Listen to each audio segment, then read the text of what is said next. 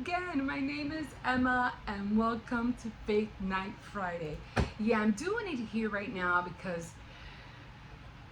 got busy with the day today and I was going to visit my daughter in the hospital, but she ended up coming home instead. So she called me. She goes, "Oh, Mama." She goes, "No, don't worry about coming because I'm being discharged in an hour." And I was like, "Ah, okay." And I had gotten, the kids, made sure they took showers last night and they sure they were up and at 'em this morning, all dressed, and we were ready to go. And then she calls me and tells me no. I was like, all right. She goes, "No, save your money." I was like, okay. But a wonderful thing happened, and I was like, she has been waiting for a settlement, like for the longest time, and I was really I've never seen it. I'm like, she goes, "Man, that hasn't come by. That hasn't shown up in us. I haven't seen anything. But when I do, I'll let you know." And it's been like almost like more than 2 months and a half. I just never seen it. So she go, "Well, just keep an eye out for it." So yesterday when she wasn't really feeling good, and I think I had mentioned in one of my walks when I was walking with the puppy, and she wasn't feeling good, and I said, "You know what, I need you to sing a song. I need you to sing a song of praise."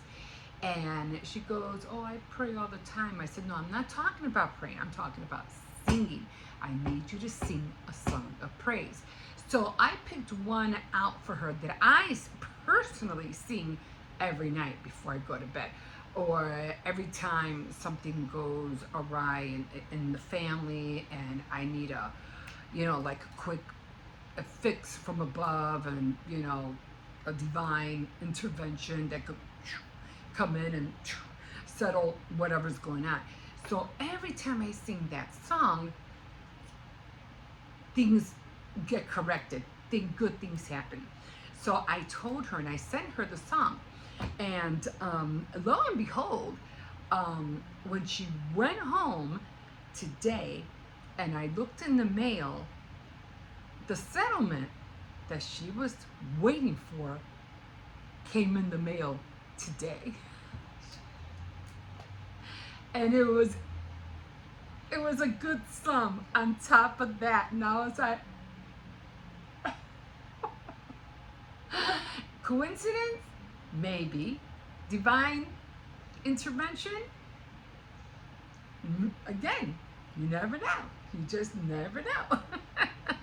So she was really, really happy. Okay, so let's get on with this because so that took most of my time, because I thought she was gonna come here first, but she wasn't feeling well, and she goes, "Oh, I was gonna go over there because she wanted to see the kids, but she said I'm just gonna go straight home because I feel dizzy, and I just want to go home and relax." I said, no problem. So then it took a while. I was waiting for her, and then I had to go after I found out she was home. I took the kids over there, and then I said, "Well, I have to go to Walmart. I have to, pick up a few things, some supplies for writing and some other things, and some things that I had to work with tomorrow with cookies, and then extra odds and ends that I needed." So I said, chickens and eggs, all that stuff. So I said, I have to go to the store.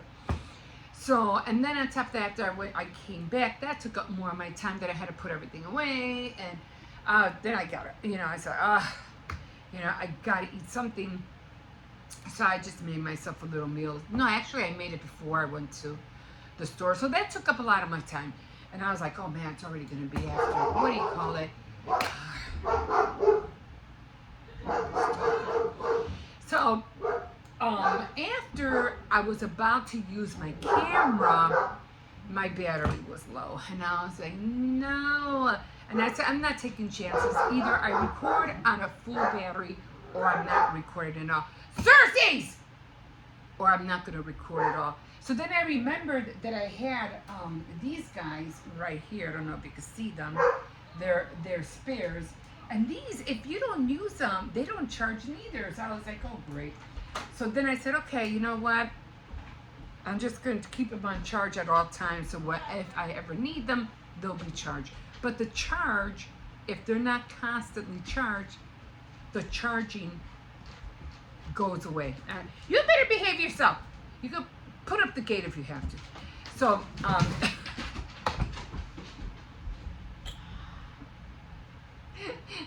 dog's messing with it. So that's why I'm doing it right now. And I was like, ugh. So that's why I'm using my phone instead of the camera.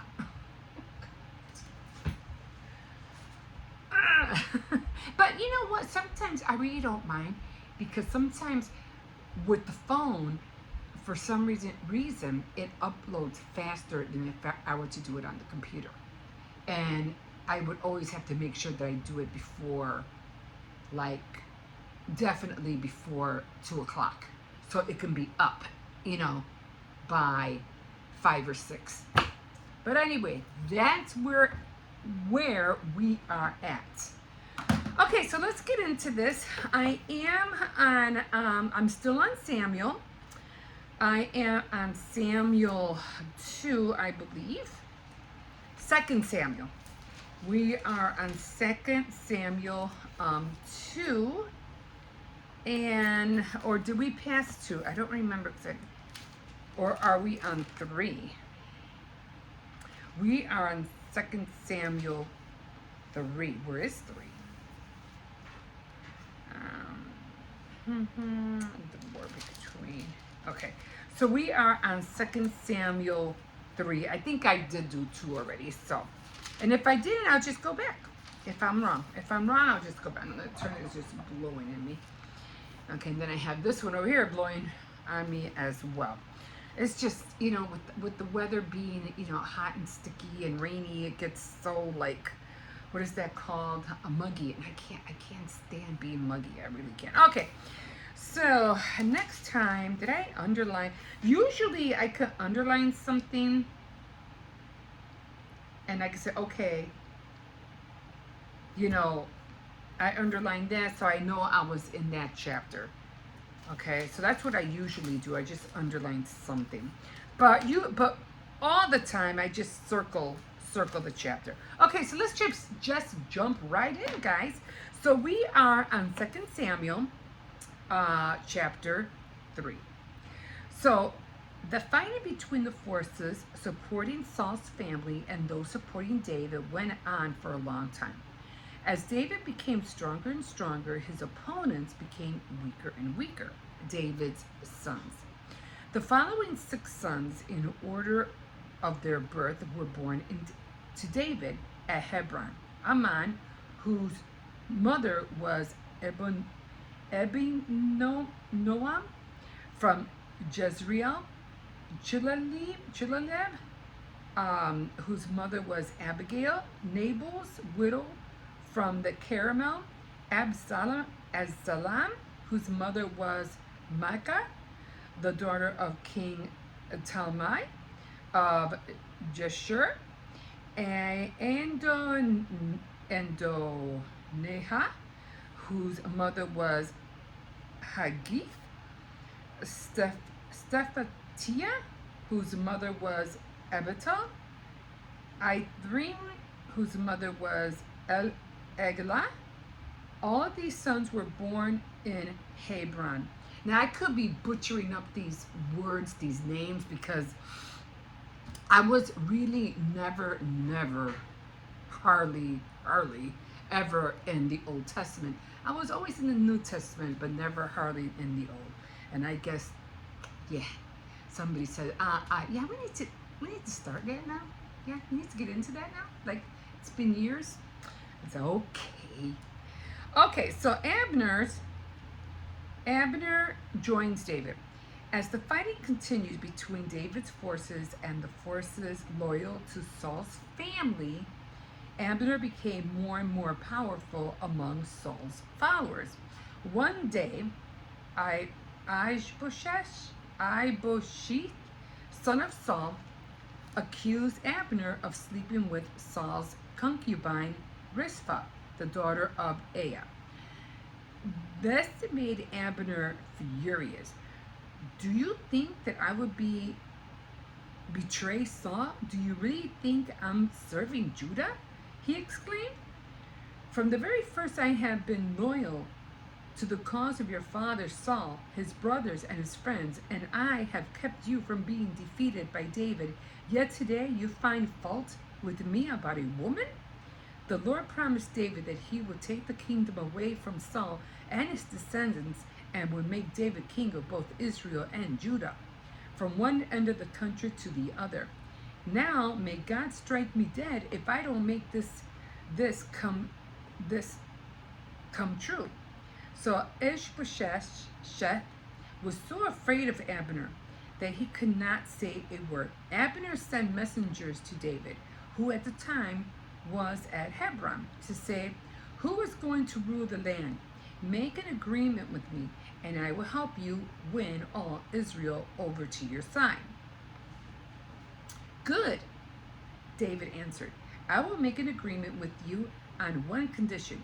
You must bring Saul's daughter Michal to me when you come to see me."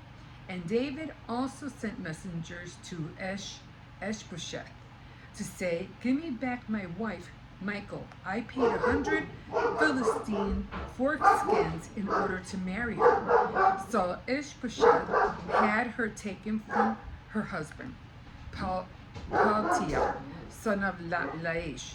Paltiel followed her all the way to the town of Beharim. "Xerxes! Get him down, Jose!"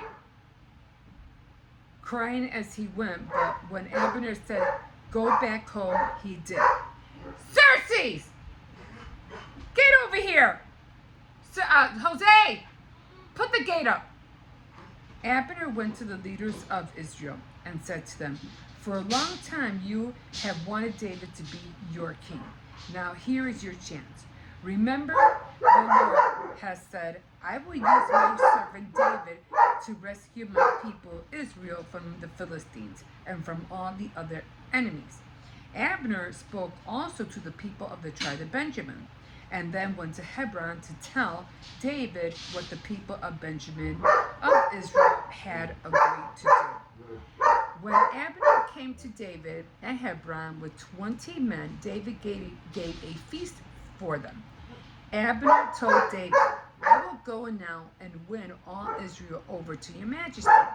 They will accept you as king, and then you will get what you have wanted and will rule over the whole land." David gave Abner a guarantee of safety and sent him on his way. Abner is murdered. Later on, Joab and David's mother and David's other officials returned from a raid, bringing in a large amount of loot with them. Abner, however, was no longer there at Hebron with David because David had sent him away with a guarantee of safety. When Joab and his men arrived, he was told that Abner had come to King David and had been sent away with a guarantee of safety. So Joab went to the king and said to him, "Be quiet! What have you done? Abner came to you. Why did you not let him go? Why did you let him go like that? He came here to deceive you and to find out everything you do and everywhere you go. Surely you know that." After David leaving, Joab sent messengers to get Abner, and they brought him back from Sirah. Well, but David knew nothing about it. When Abner arrived at Hebron, Joab took him aside at the gate as though he wanted to speak privately with him, and there he stabbed him in the stomach. And so Abner murdered because he had killed Joab's brother Asahel. I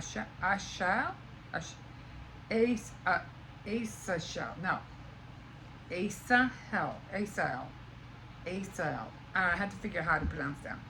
When David heard about the news, he said, "The Lord knows my subjects, and I are completely, and I, and I, no, the Lord knows that my subjects and I are completely innocent of the murder of Abner. May the punishment for it fall on Joab and all his family. In every generation may there be some man in his family who has gonorrhea, or a dreaded skin disease, or is fit only to do a woman's work, or is killed in battle, or doesn't have enough to eat. So Joab and his brother Abishai took revenge on Abner for killing their brother Azael in the battle of Gibeon. Abner is buried. Then David ordered Joab and his men to tear their clothes, wear sackcloth, and mourn for Abner. And at the funeral, King David himself walked behind the coffin. Abner was buried in Hebron, and the king wept aloud at the grave, and so did all the people. David sang this lament for Abner. Why did Abner have to die like a fool? His hands were not tied, and his feet were not bound. He died like someone killed by criminals, and the people wept for him again. All day long, the people tried to get David to eat something, but he made a solemn promise. May God strike me dead if I eat anything before the day is over. They took note of this and were pleased. Indeed, everything the king did pleased the people. All of David's people and all the people in Israel understood that the king had no part in the murder of Abner. The king said to the officials, "Don't you realize that this day a great leader in Israel has died? Even though I am king chosen by God, I feel weak today. These sons of Zeruiah are too violent for me. May the Lord punish these criminals as they deserve." Wow.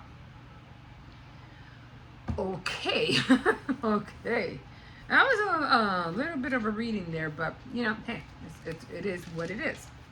Okay, so we are going to be going to number 4. So I'm going to circle 3 here so I can know where I'm at. And let's go to 2 Samuel. We already did 2. We're going on 3. And I'm almost at the end of the book. So the book that I'm going off these chapters from. Okay, so I have to, so we have to, because I've been circling everything. Now I have to uncircle everything. It's so weird. So I circle everything, now I have to uncircle it. Because I've been reading, I'm already in 2 Kings, but with you guys, I'm still in 2 Samuel. So now I have to erase that. Okay, so I'm on 2 Samuel 3. What are you doing? Get over here. His papa went on. He's like going crazy. Okay, so in 2 Samuel chapter 3, trusting in the Lord, David went from strength to strength. He was God's anointed and knew that God would fulfill his promise and make him king over all Israel. When you walk by faith, you can wait on him. Abner also grew in strength, not the strength of the Lord, but political power. He had more authority than the king, for he had made Ishbosheth king. Abner's use of power to please himself was his downfall. David's way of life was reconciliation. He was a peacemaker, but Abner and Joab lived by retaliation.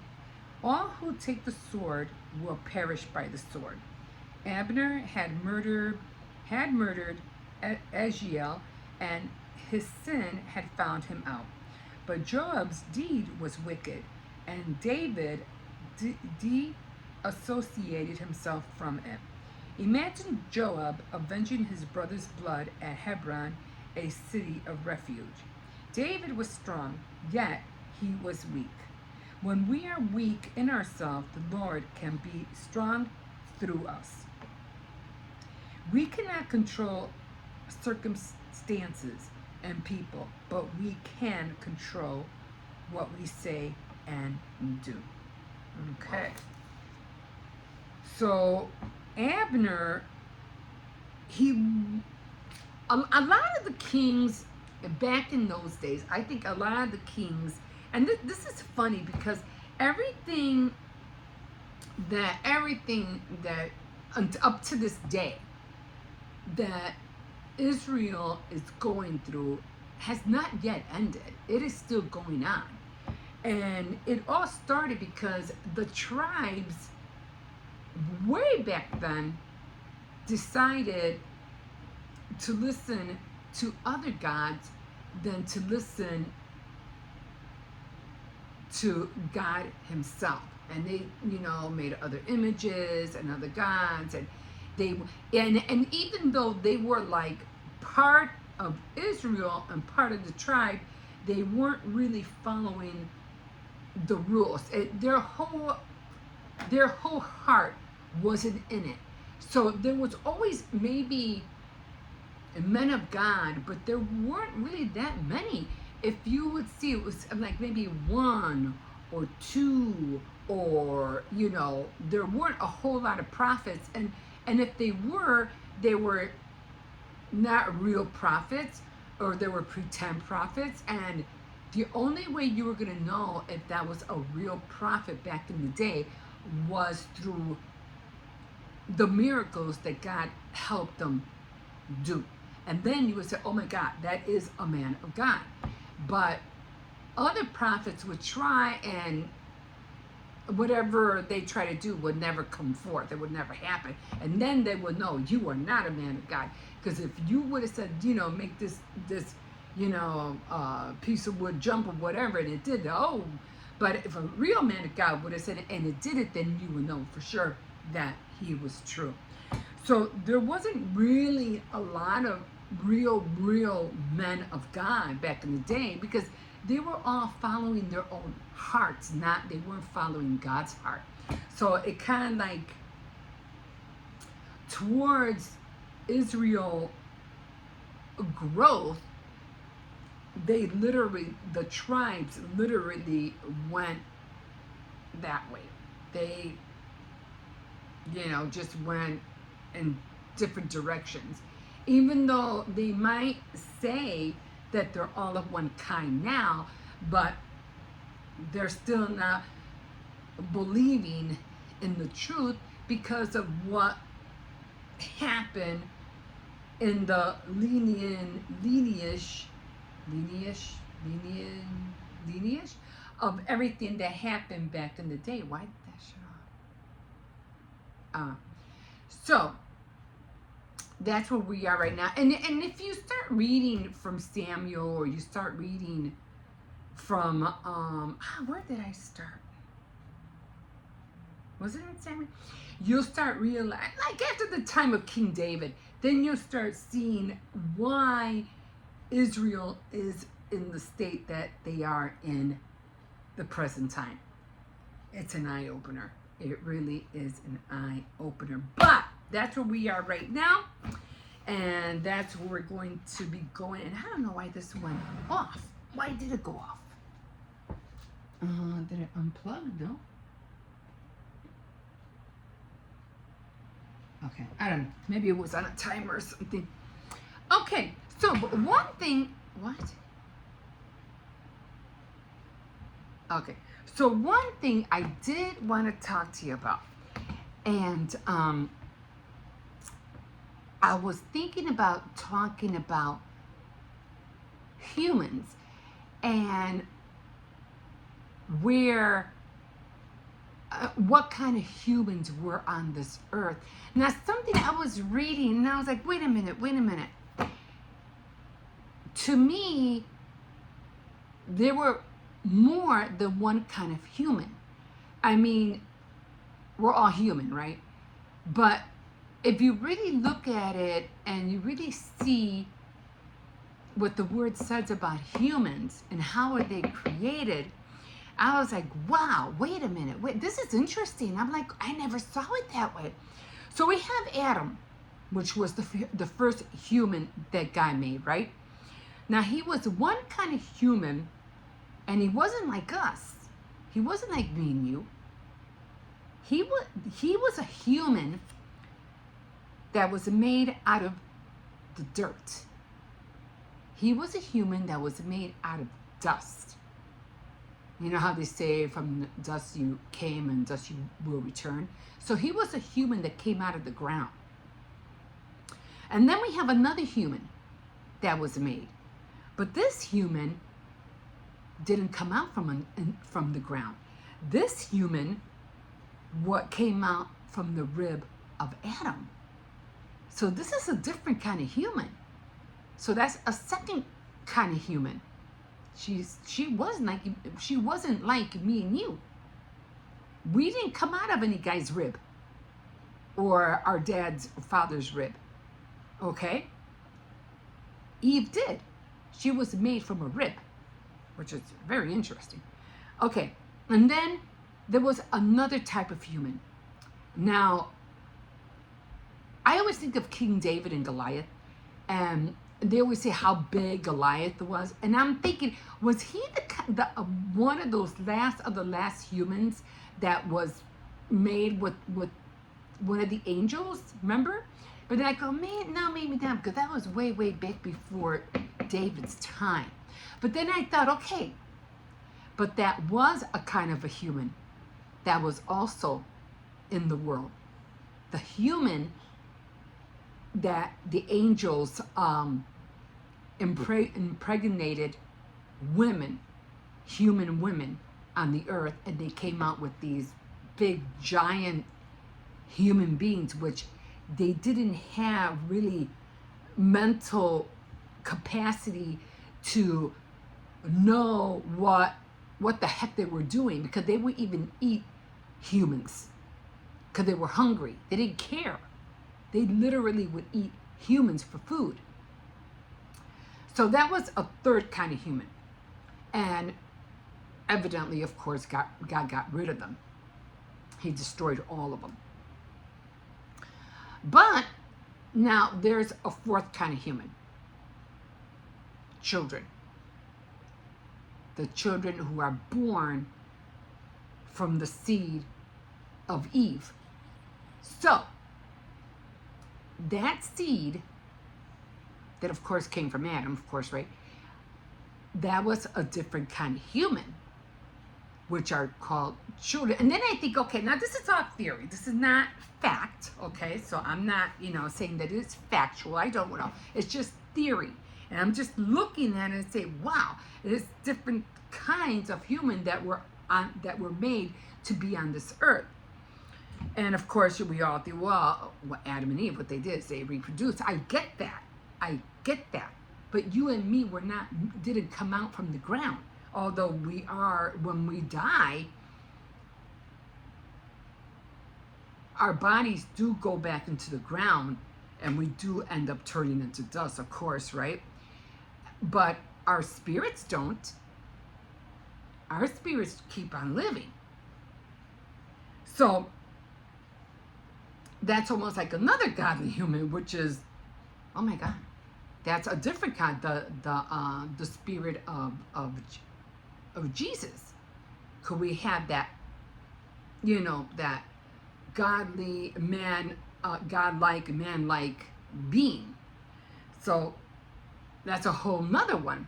But for the part what I'm talking about is children. Like, sometimes I think, okay, so the reason, I'm thinking outside the box, like the reason we don't get attacked by aliens or whatever other beings or something out there, I don't know. Maybe it's God saying you can't touch that planet because it's a planet of children and you're not allowed to touch it. You're not allowed to go, maybe you could breeze by it, but you can't attack it, you can't go by, you can't do anything because they're my children. Because we're all children. It doesn't matter whether you're 3 years old, a teenager, 80, you are still a child. Sometimes I think of us as a flower. You know, you're like a flower. You get planted, you're a seed, you grow, right? Because flowers do bud and they grow and grow. But then eventually they wither and they die, just like us. We get old and we die. So that's how come I kind of like feel like sometimes I feel like we're flowers, but we're not flowers. We're children. We're children of God. That's how come sometimes I feel like no matter how much you think you're smart or you think you know it all or whatever, you are still a child. And so don't ever think that you're, you know, just because you're 80, because sometimes it's funny because sometimes as we get older, we forget things. And people have Alzheimer's, and they, you know, and you got to stay active. You got to be, you know, always working out or exercising your brain to stay, you know, and focus about everything. And even in when they talk about women to teach the younger women, you know, how to live, it's like we have, even as mothers, we have to teach our children how to be good people, and we're supposed to teach the younger women, you know, of everything that we learn. So older women have to teach the younger women of how to do things so they can learn how to raise their family. But all in all, bottom line, we're all children. And even when we go to heaven, we will still be children. I mean, we'll get a new body and everything like that, but we're still, I mean, I don't think we'll be considered children anymore once we get to heaven. I don't know what we're going to be called when we get to heaven. We're not going to be human beings. There's not going to be female, male, nor male. We're not going to have those kind of, you know, having to have to go to the bathroom. We're not going to have that. So I don't know. We're going to be some kind of glory being, just like when Adam and Eve were here, and when they fell, you know, when they sinned, God says they fell short from the glory of God. Now you have to remember they had like something around them was covering them, and that was, to me, that was the glory of God that was surrounding them. And when they sin, it's like most of it left. Oh no, you're not barking at me. You're going to have to wait till he gets back. That's all there's to it. You're going to have to wait. Now go sit down. Go sit down. No, you go sit down. He'll be back. He's coming. Go sit down. Oh, I'm going to ignore you. So, it's going to be 6 o'clock. I'm gonna take you out in a minute. I'm gonna take you out. Just be patient. I always take him out at 6. But anyway, so that's where we're at about the world of children. And yeah, just, you know, there was another thing that I did want to talk to you about. How the enemy is more deceiving than you think. But I'll talk to you about that next Friday. But we are all in that state, like we are not fully, we will never be fully grown or know everything until, you know, we are in our real home, in our real state of where we should have been in the first place before Adam and Eve sinned.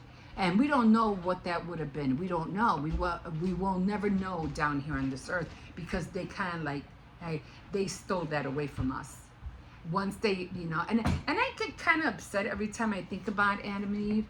And I'm like, I always think about every time people get married and they're always bickering and arguing.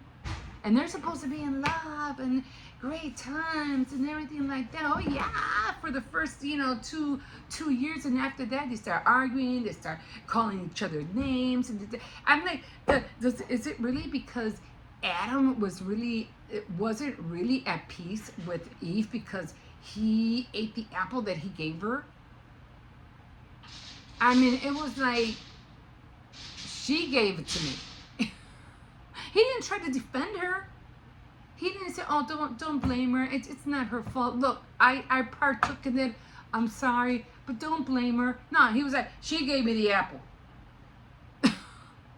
Really? God creates this whole wonderful, great-looking being, and that's all you can say? She did it. And that's how come I feel like we bicker all the time. Because bottom line, Adam was pissed. And still is to this day. Still blaming the woman for giving him that apple. I don't know. But anyway, I'm going to leave it here. And like a fish in the sea, so glad you caught me. And we will catch you next time on Fake Night Friday. Okay, guys, I had to take this one out before he drives me crazy. Okay, we'll see you later. Bye-bye.